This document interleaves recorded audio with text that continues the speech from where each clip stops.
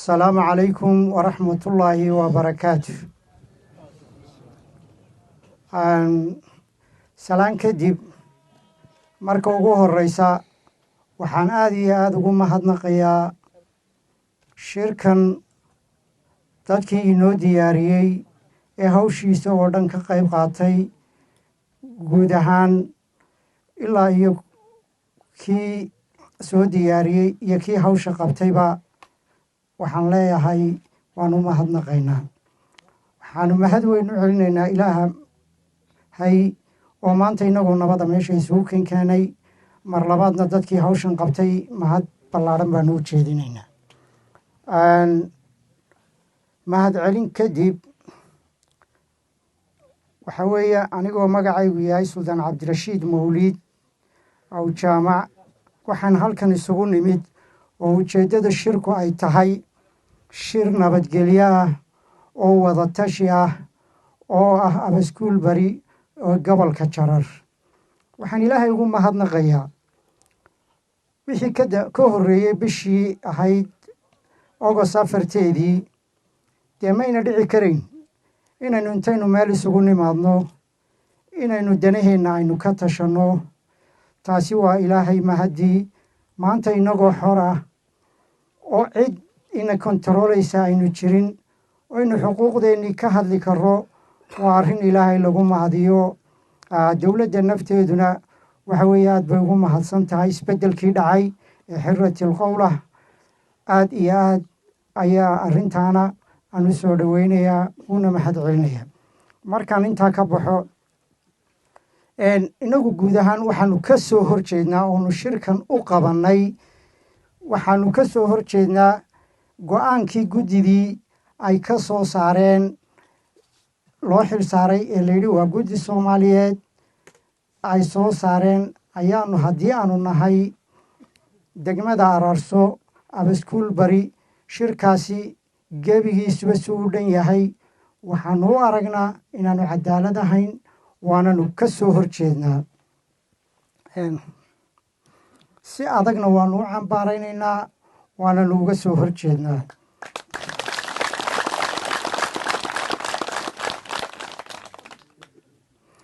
iyadoo dhammaan layska indha tiray xuquuqihii dadku ay lahaayeen iyo cabashooyinkii ay soo jeediyeen oo ay lahaayeen dadka deegaanka Ararso cabashadii ay dowladda u gudbiyeen iyaga ayaa keenay lama tixgelin waraysiyadoodii iyo wixii caddayma ahaa ee ay gudbiyeen.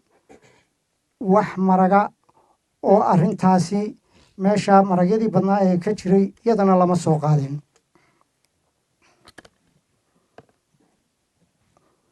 kuma salaysna go-aankani dacwaddii ay beeshu gudbisatay guud ahaanba.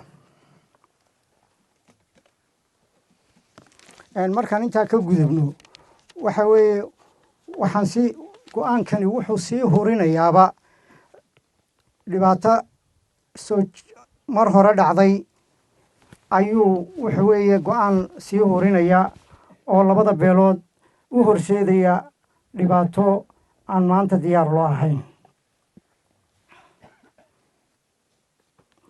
waxaan ugu baaqaynaa xukuumadda deegaanka gobolka Jarar hay-adaha amniga in ay joojiyaan arrintaasi jawaab bixinta ay doonayaan inay hawshan ay ka qaadaan.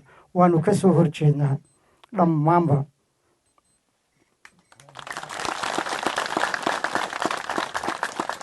annagu waxaanu diyaaru nahay in labada beelood ay nabad ku wada noolaadaan oo ay noqdaan dad walaalaah siday horeyba u ahaayeen ayaanu ku baaqaynaa.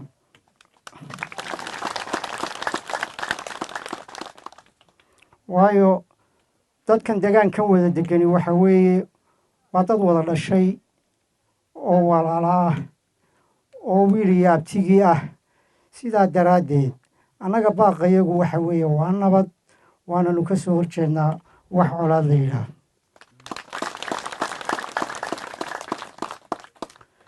kolley ugu dambayntana waxaanu soo saari doonaa go-aano ayaa ka soo bixi doona oo laydiin sheegi doono. Haween aad baad u mahadsantihiin sida fiican ee uga soo qayb gasheen shirka. Waxaan leeyahay anigu hawshii ay go'aankii ay dawladdu ku dhawaaqday waxa weeyaan haddii aan nahay salaadiintii abaskuusha bari waan ka soo horjeednaa anoo ku hadlaya magacayga iyo magaca salaadiinta kaleba waxaan ka soo horjeednaa waxa weeyaan waana diidannahay go'aanka waxa weeyaa waxaan aad baanan uga soo horjeednaa waxaana ku baaqaynaa dawladdu inay ka waantoodo oo waxaan dadka isku sii diraya ee isku dhufanaya inay dawladdu ka noqoto waxa weeye dawladdu waa dawladdeennii dadkuna waa dadkeennii isbeddel kastoo dhacaaba inay cidi ka faa'iidaysato oo ay siday doonto ay ka yeesho looma baahna dadkani way wada noolaanayaan shalayna way wada noolaayeen berrina way wada noolaanayaan waa wiil iyo abtigii baan nahay waxa weeye dad wada dhashay baan nahay markaa ma doonayno inuu isbeddelku annaga isku kaayo diro oo uu ka faa'iidaysto